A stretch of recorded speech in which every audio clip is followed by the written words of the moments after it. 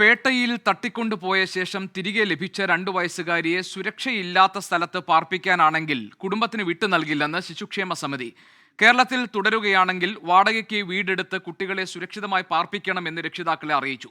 തിരികെ സ്വന്തം നാട്ടിലേക്ക് മടങ്ങിപ്പോകുന്നുവെങ്കിലും കുട്ടിയെ നൽകും. സുരക്ഷിതത്വ പ്രശ്നമുണ്ടായാൽ കുട്ടിയെ തിരികെ എടുക്കുമെന്നും ശിശുക്ഷേമ സമിതി ജില്ലാ ചെയർപേഴ്സൺ ഷാനിബ ബീഗം പറഞ്ഞു.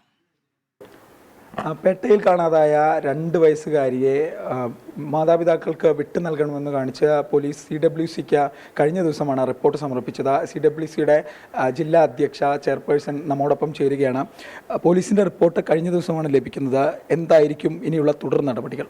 പോലീസിൻ്റെ റിപ്പോർട്ട് ലഭിച്ചിട്ടുണ്ട്. അതായത് കുട്ടിയെ അവരുടേത് തന്നെയാണെന്നുള്ളതിന് റിപ്പോർട്ട് ലഭ്യമായിട്ടുണ്ട്. പക്ഷേ നമ്മൾ കുട്ടിയെ വിട്ടുകൊടുക്കുകയും ചെയ്യും, ഉറപ്പായി. അത് ഇവർ കുട്ടിയെയും കൊണ്ട് പോകണം എന്നുള്ളത് ഒന്നെങ്കിൽ, അതല്ല ഇവിടെ തന്നെ താമസിക്കുകയാണെങ്കിൽ കുട്ടികൾ കിടന്ന ഒരവസ്ഥയുണ്ടല്ലോ, അതറിയാമല്ലോ.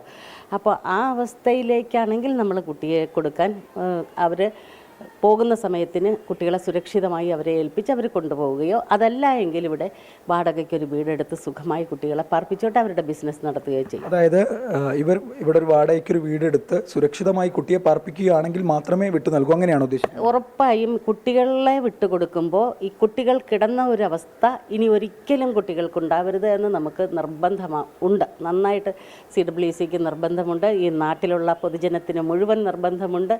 അതുകൊണ്ട് തന്നെ ഇപ്പോൾ കുട്ടികൾ സുരക്ഷിതരാണ്, വളരെ സന്തോഷത്തോടുകൂടി ആ സ്ഥാപനത്തിൽ കഴിയുകയാണ്. അപ്പോൾ ഈ കുട്ടികളെ നമ്മൾ വിട്ടുകൊടുക്കും. DNA കിട്ടിയത് കൊണ്ട് മാത്രം അല്ല, DNA റിസൾട്ട് പോസിറ്റീവാണ്, ഓക്കെ, സമ്മതിക്കുന്നു. അവരിപ്പോൾ ചിലപ്പോൾ വരുമായിരിക്കും, പാരൻസ് ഇപ്പോൾ തന്നെ വരുമായിരിക്കാം. വന്നാൽ കുഞ്ഞുങ്ങളെ വിട്ടുകൊടുക്കാൻ പാരൻസുമായി സംസാരിക്കും. നിങ്ങൾക്ക് കുഞ്ഞുങ്ങളെ ഒരിക്കലും കഴിഞ്ഞ അവസ്ഥയിലേക്ക് കിടത്താൻ സാധ്യമല്ല.